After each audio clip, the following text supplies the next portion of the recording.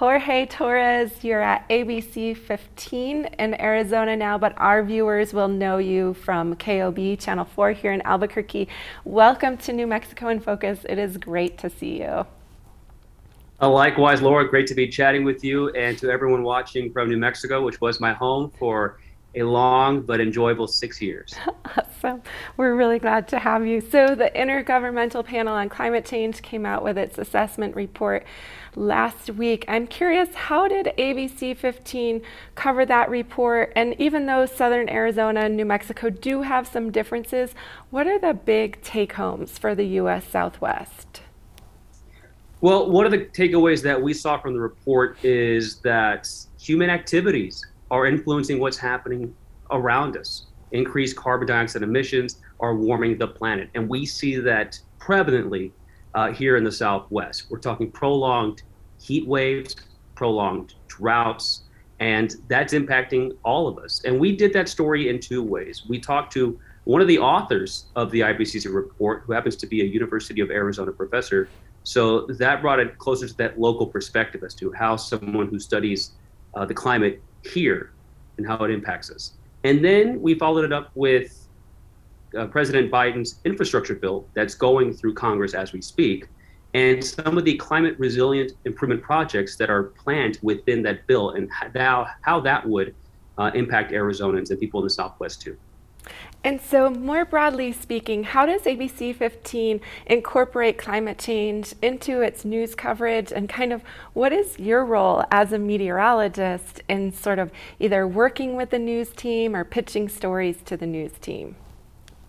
Well, as a meteorologist, I'm also what's known as a station scientist. I help bridge the gap between the science and the community as to what this all means for us. And my job here is to obviously talk about weather, but also talk about how weather and climate play a role in our lives and connecting the dots.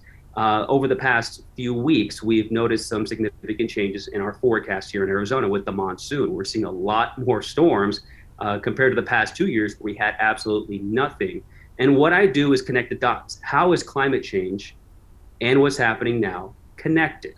And we're seeing, at least for the past few weeks here, that we're seeing more storms, and with the atmosphere holding more water because it's warmer, a lot more rain is coming, which leads to extreme and devastating floods. We've had, unfortunately, some deadly floods here over just the past few weeks. And with that, we get some assistance from one of our partners known as Climate Central. They're a nonpartisan climate-based science group full of meteorologists and climate scientists who make graphics and charts showing for each respective state or city how the climate there has changed over the past 20, 30, 50, even 100 years. And we use that not in every newscast or weathercast, but when applicable.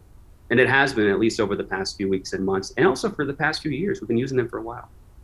So, this summer, you all are dealing with these devastating droughts, these big storms, and yet we're also seeing the headlines, Colorado River shortages, drought. How do you communicate that all of these things are happening and related to climate change, and big storms don't necessarily cancel out drought? I mean, that's a tricky story to get across to the public. It is. When people have seen that it's been raining, oh, great, drought's over. It's not that simple. We wish it was, but that's just not the case. We need the storms to be prolonged. We need them to be consistent. That has been the issue. When it does rain, it's very inconsistent. And then the drought has been consistent. And then again, on Monday, the Bureau of Reclamation, for the first time ever, declared a water shortage at Lake Mead, which directly impacts places like Arizona, Nevada, and even the country of Mexico. Now, for Arizonans, this means less water for farmers in Pinal County, which is just south of the Phoenix metro. So it's already impacting us. The drought, the prolonged drought, is already having an impact on Arizonans and people across the Southwest. And unfortunately, climate change may continue to mean prolonged and severe droughts and perhaps even more water cuts in the future. So one of the things, when you were here in New Mexico, I became an immediate fan of yours because you were posting on social media about climate change, which from my perspective and my experience, a lot of meteorologists at commercial television stations for a long time have not really been talking about climate change. I'm curious if you could talk a little bit about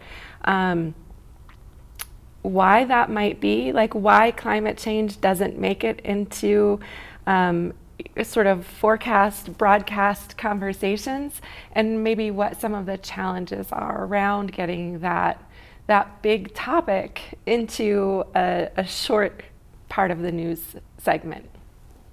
Well, for a lot of meteorologists, climate science is something that's honestly kind of out of their area of expertise because weather is studying about what's happening more or less in the near term and observing patterns in the short term.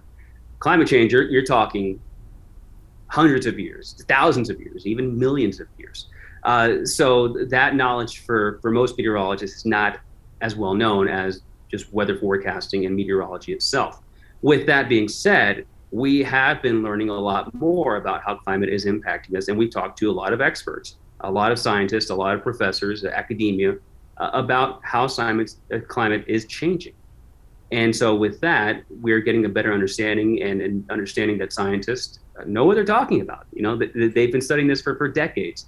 And so we are very confident now that we're starting to post more. We're seeing it a lot more. A lot more meteorologists are beginning to post more and talk more about climate and climate change, even in areas where people may disagree with it and may even become on social media anyways, a bit negative when it comes to commenting. But it's all about the science, and we trust the science, and we understand that climate is changing. Yeah, one of the things that I always find really interesting about covering climate change as a reporter is it's this big global story, and and often you have the big national outlets do like a big attention getting story on climate change, and those are super important, but I'm a big fan of repetitive, localized reporting that gets to your local audience so they understand what's happening in their own communities and across their own landscapes. And I'm curious how you think that TV meteorologists might be able to do a better job of kind of getting that sustained coverage into that daily coverage that so many people see. I think the key is just being willing to do it. We have the opportunity. Scientists or a meteorologist, in fact, are some of the only that viewers know that are scientists that are in their homes almost every day. So we have the opportunity to present that information on a daily basis. And meteorologists tend to be some of the more trustworthy people when it comes to news and local television. So people come to us because they want to know what's happening in their day. They want to know how this will impact their lives. And if they're watching someone that they trust talk about these issues, they're like, okay, there must be something there. For those who might be even still today reluctant to take on the topic for fear of alienating either their newsroom colleagues or bosses or the audience, what advice do you have for them? You know what? I had this issue when I worked in New Mexico, but you have to find ways to present it in a way that perhaps isn't as obvious as say what we do here in Arizona.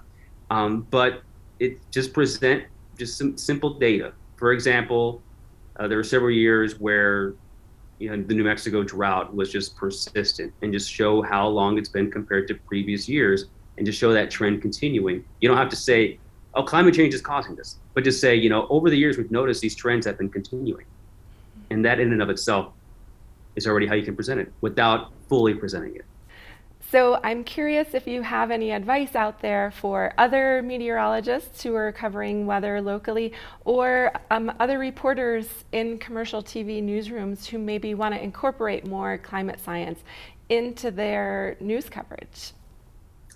Well, one thing I learned being in this business already for a long time is that there are so many experts, so many avenues out there to get this information. And there's always new research being done, new publications being put out about weather, about climate, and about climate change and how it impacts local communities. I know that in New Mexico firsthand, you have a great water blogger in John Fleck, who is super well known in the community, in the water community specifically, and here in Arizona too. So there are resources available for you to talk to when it comes to these science and environmentally related topics. Now, as far as presenting this on air for a meteorologist, for example, and you're concerned about, you're one of the more trusted people on television, but yet you talk about climate change, and then people start to be like, no, I don't know about that.